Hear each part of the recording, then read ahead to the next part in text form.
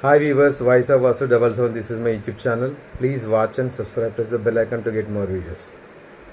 అనంతంబాని పెళ్లి జియో కస్టమర్ల సాగుకు వచ్చినట్టు అయిపోయింది. ఇంత వైభవపేతంగా pre wedding, mehndi function, receptions, marriage అయిపోయే వరకల్లా అనధికారికంగా 1500 కోట్ల నుంచి 2000 కోట్ల వరకు ఖర్చు అయ్యేటువంటి ఆస్కారం ఉంది. ఆర్భాటానికి వెళ్ళి ఇంత గ్రాండ్గా పెళ్ళి అంటే తనకంటూ ఇంత ప్రాపర్టీ ఉందని చూపించుకోవడానికే తప్పితే కానీ ఎందుకు ఇంత గ్రాండ్గా మ్యారేజ్ చేయడం అవసరమా?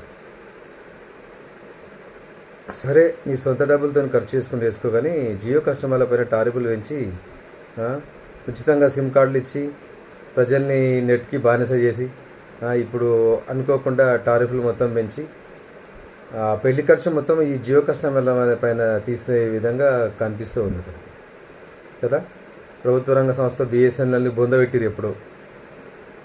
ఇవన్నీ కలిసి 2G స్పెక్ట్రమ్ స్కామ్ అప్పుడే ఈ విషయం బయటపడింది కదా. బిఎస్ఎన్ఎల్ టవర్లని ఇవన్నీ వాడుకొని బిఎస్ఎన్ఎల్ బొందబెట్టేటువంటి విధంగా ఈ ప్రైవేటు టెలికాం సంస్థలు లాభాపేక్ష ధ్యేయంతోనే పనిచేస్తే తప్పితే కానీ ప్రజలకు సేవ చేసే విధంగా ఎప్పుడు పనిచేయవు. గ్రామీణ ప్రాంతాల లోపల చిన్నప్పటి నుంచి కూడా బిఎస్ఎన్ఎల్ ఉండే. 1990 ఆ ప్రాంతంలో కూడా మా ఇంట్లో ల్యాండ్ ఫోన్ ఉండే. మరి అప్పుడు చదువుకునే వాళ్ళం బిఎస్ఎన్ఎల్ గుత్తాధిపత్యం ఉంది, భాగస్వామ్యం లేని సంస్థ బిఎస్ఎన్ఎల్ అని చెప్పేసి చదువుకునే వాళ్ళు. మరి అలాంటిది ఏదో ప్రజలకు సేవ చేస్తారని చెప్పేసి ప్రైవేట్ సెక్టార్ లోపల అవకాశం కల్పిస్తే అవకాశాన్ని కాస్త వాళ్ళు లాభాపేక్షకు వాడుకునే విధంగా కళ్ళకు కనిపిస్తూ ఉంది. ఇప్పుడు బిఎస్ఎన్ఎల్ కానీ, ఎయిర్టెల్ కానీ, వడాఫోన్ ఐడియా కానీ రీసెంట్గా టారిఫ్లు మొత్తం పెంచినాయి కదా.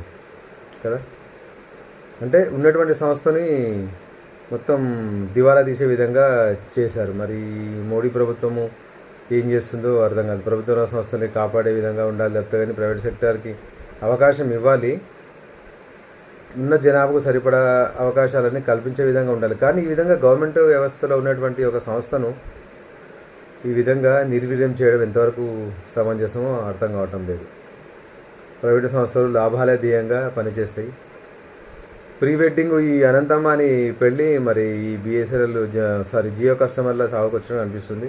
అనుకోకుండా నెట్కి అలవాటు పెట్టినటువంటి యువత మరి ఎలా రీఛార్జ్ చేసుకుంటారో మరి అర్థం కావటం లేదు. ఇప్పుడే టాటా అధినేత మరి రతన్ టాటా గారు అనౌన్స్మెంట్ చేశారు కదా, బిఎస్ఎన్ఎల్తోని టైఅప్ అయ్యి టారిఫ్ రేట్లు మొత్తం తగ్గించారు. కాబట్టి ఇమ్మీడియట్లీ చాలామంది ఇప్పుడు బిఎస్ఎన్ఎల్ సైడ్ మొగ్గు చూపుతున్నారు. కానీ అక్కడ ఇన్ఫ్రాస్ట్రక్చరు, అక్కడ ఉన్నటువంటి యొక్క వ్యవస్థలన్నీ సక్రమంగా లేవు.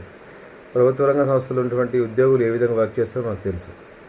విశాఖ స్టీల్ కూడా ప్రభుత్వ రంగ సంస్థనే. అక్కడ ఉద్యోగస్తులు పర్మనెంట్ ఉద్యోగస్తులు కరెక్ట్గా వాళ్ళ యొక్క విధి నిర్వహణ సక్రమంగా వాళ్ళు చేయక అది నష్టాల పాలైంది కదా. ప్రభుత్వ రంగ సంస్థల ఉద్యోగస్తులకు మేము వర్క్ చేసినా చేయకుండా పర్ మంత్ ప్రాంప్ట్గా సాలరీ వస్తున్న ఒక ధీమాతోని ఉంటారు. కాబట్టి సంస్థను ముందుకు నడిపించేటువంటి ఆస్కారం తక్కువ. అలాంటప్పుడు ప్రైవేటు సంస్థలతో టైఅప్ అయ్యి దాన్ని కూడా ఇప్పుడు ఇన్ఫ్రాస్ట్రక్చర్ బిఎస్ఎన్ఎల్ చాలా ఉంది కదా, ప్రజలకు సేవ చేసే దృక్పథంతో ఉంది.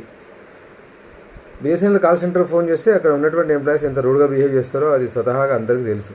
ఇలాంటి వ్యవస్థలో కూడా మార్పు చేసి, అంటే ఇప్పుడు టాటా వాళ్ళు వచ్చి ఇట్లా బిఎస్ఎన్ఎల్తో టైఅప్ అయ్యారు కాబట్టి ఫ్యూచర్లో కూడా మంచి సేవలు లభించేటువంటి ఆస్కారం ఉంది. ప్రతి గ్రామానికి కూడా బిఎస్ఎన్ఎల్ టవర్లు ఉంటాయి, బిఎస్ఎన్ఎల్ నెట్వర్కింగ్ ఉంటుంది. కాబట్టి ప్రజలకు అందుబాటులో ఉంటుంది. అందుబాటులో ఉన్నటువంటి టారిఫ్లతోని ప్రజలకు దగ్గర అయ్యేటువంటి ఆస్కారం కనిపిస్తుంది. ఇప్పుడు మొదట జియో వాళ్ళు ఉచితంగా సిమ్ములు ఇచ్చి 45 కోట్ల వరకు ఇప్పుడు ప్రజెంట్ వాళ్ళు కస్టమర్లను కలిగి ఉన్నటువంటి ఏకైక సంస్థ. తర్వాత 6 కోట్ల వరకు ఎయిర్టెల్లో ఉంటారు, వడాఫోన్ ఐడియా ఒక 2 కోట్ల వరకు ఉంటారు దేశం మొత్తంలో కూడా చూసుకుంటే. స్టార్టింగ్లో మాత్రం బిఎస్ఎన్ఎల్ ఒక్కటే ఉండేది కదా, మంచి ప్రభుత్వ రంగ సంస్థని పంచరత్నాలు అని చెప్పేసి అందులో ఇదొక ఒక భాగం ఉండే. ఎంటీఎన్ఎల్, బిఎస్ఎన్ఎల్, బిహెచ్ఎల్ అనే సంస్థలు కదా. వీటి మనుగడ కోల్పోతూ ఉన్నాయి. అసలు ఈ సంస్థల్ని కాపాడేటువంటి బాధ్యత ప్రభుత్వాలపైనే ఉన్నది. ఎట్ ద సేమ్ టైం మనం కూడా ఇక ప్రైవేట్ సంస్థలు వచ్చినాయి సర్వీసులు మనకు మంచిగా ఇస్తాయంటే ఎగేసుకుని పోయి వాళ్ళను పోర్ట్ అయిపోయి బిఎస్ఎన్ఎల్ నుంచి జియోకి మారినాం కదా. ఇప్పుడు మనం అనుభవించాల్సి వస్తుంది. అసలు ఒక ఫ్యామిలీ లోపల 4 సిమ్ములు మెయింటైన్ చేయాలంటే మంత్లీ వరకల్లా టారిఫ్లు చూస్తే భయం అయిపోతుంది అసలు కదా. ఈ విధంగా ప్రభుత్వ రంగ సంస్థలు నిర్వీర్యం చేసినటువంటి ప్రైవేటు సంస్థలు గుత్తాధిపత్యం కోసం ఇప్పుడు ప్రాకులాడుతుంటే వాళ్ళకు లాభాలే తప్ప వేరే ఇప్పుడు ఇన్ని వేల కోట్లు ఒక పెళ్ళికి వాడడం అనేది ఎంతవరకు సమంజసం చెప్పండి. అధికారికంగానే 15,000 కోట్లు అని అంటుర్రు, సారీ 1,500 కోట్లు అంటుర్రు. మరి అనధికారికంగా ఎవరో జస్టిన్ బీబర్ని పిలిచి వానికి డబ్బులు ఇవ్వడం ఏంది, ఇంకా హాలీవుడ్ పాప్ సింగర్స్కి, ఈ కాంత్రయానికి బాలీవుడ్ వచ్చి ఏదో వాళ్ళు వచ్చి వాడి ప్రీ వెడ్డింగ్ లోపల మెహందీ ఫంక్షన్ లోపల డ్యాన్స్ చేసేందుకు కోట్ల రూపాయలు ఇస్తారు. ఇవన్నీ పైసలు ఎక్కడి నుంచి వచ్చినాయి? జియో కస్టమర్లే కాకపోతే ఆలోచించండి ప్రజలు కూడా, ప్రభుత్వాలు కూడా ఇట్లాంటి ధనిక వ్యాపారవేత్తలకు వత్తాసు పలికి, అంటే పార్టీ ఫండ్ ఇస్తారు కదా ఎలక్షన్ టైంలో కూడా, వత్తాసు పలికి వాళ్ళకు కావాల్సినటువంటి బిల్స్ అన్ని జీవోలు మొత్తం పాస్ చేసి వారికి అనుకూలంగా. ఇప్పుడు నేనుంటున్నటువంటి సిటీ లోపల ప్రజెంట్ ఎటు చూసినా ప్రతి స్ట్రీట్ లోపల జియోవి పోల్స్ కనిపిస్తున్నాయి. అది ఎవరిచ్చారండి పర్మిషన్? బిఎస్ఎన్ఎల్కి ఉన్న పోల్స్ మొత్తం కనిపించడం లేవు, జియో పోల్స్ మాత్రం కనిపిస్తున్నాయి కదా. ప్రభుత్వ రంగ సంస్థలే కాపాడుకొని ప్రజలకు సేవ చేసే విధంగా సేవ దృక్పథంతో ఉండాలి, కానీ ప్రైవేట్ సంస్థలు ఎప్పుడు ప్రజలకు సేవ చేద్దామని చెప్పేసి అనుకో.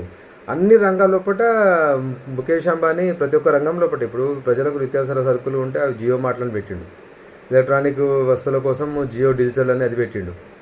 ఇంకా రేపు ఉంటే మంగళ షాపులు కూడా పెడతాడు. ఇక చిన్న చిన్న కిరాణా కొట్లు మంగళ షాపులు, అంటే వాళ్ళకి ఏంటంటే తక్కువ ఇన్వెస్ట్మెంట్తో ఎక్కువ లాభాలు వచ్చేటువంటిది కావాలి కదా.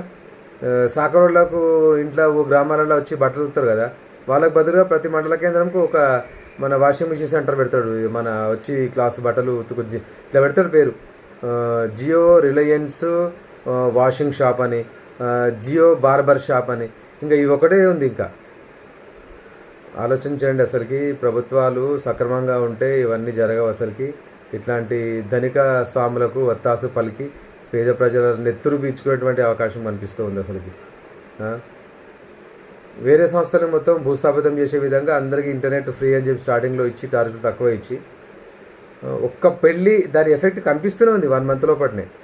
2,000 కోట్లు, 3,000 కోట్లు, 5,000 కోట్లు, ఎన్ని వేల కోట్లు ఖర్చు పెట్టిండో వస్తుంది మనకు తెలియదు, కానీ అధికారికంగా చెప్పుకుంటారు నేను ఇన్ని వేల కోట్లు ఖర్చు పెట్టినా అని చెప్పేసి కదా. అంత గ్రాండ్గా ఏంది వాడు పెళ్ళి, ఏమన్నా స్పెషల్గా పెళ్ళి ఏమన్నా స్పెషల్ ఏమన్నా ప్రపంచంలో అందరూ చేసుకున్నట్టు వాడు పెళ్లి చేసుకుంటూ ఏంటంటే నేను ధనిక స్వామిని నేను ఇన్ని 1,000 కోట్లు ఇచ్చి పెళ్లి చేసుకున్నాను.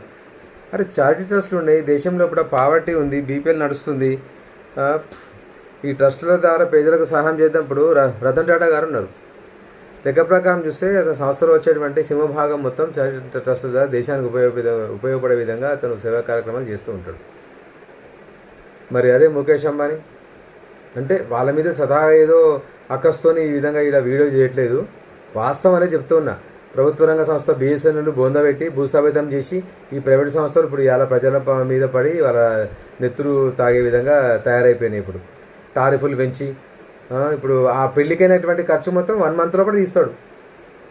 ఒక్కొక్క కస్టమర్ నుంచి 200 రూపాయలు మినిమం వేసుకున్నారు, 45 కోట్ల మంది యూజర్స్ ఉన్నారు. ఒక నెల చాలు వాడికి పెళ్లి ఖర్చు మొత్తం తీయడానికి, జస్ట్ జియో నుంచి. ఇంకా వాడికి ఎన్నున్నాయి సంస్థలు చెప్పండి. ఎంత గుత్తాధిపత్యం వాళ్ళ చేతులకు వెళ్ళిపోయింది అసలు. అందుకే ప్రభుత్వ రంగ సంస్థల్ని కాపాడుకోవాలి, ప్రజలు కూడా ఆలోచించాలి. బిఎస్ఎన్ఎల్కి పోర్టు కండి ఇమ్మీడియట్లీ, వడాఫోన్ కానీ వడాఫోన్ ఐడియా, జియో, ఎయిర్టెల్ నుంచి ఇమ్మీడియట్గా మంచిగా ఇప్పుడు టాటా వాళ్ళు టైఅప్తోని బిఎస్ఎన్ఎల్ కూడా మంచిగా బెస్ట్ సర్వీసెస్ ప్రొవైడ్ చేసే విధంగా ముందుకు కనిపిస్తుంది. ఇమ్మీడియట్లీ పోర్ట్ అయ్యేసి బిఎస్ఎన్ఎల్ సింబల్ తీసుకోండి, నెట్ కూడా వాడండి.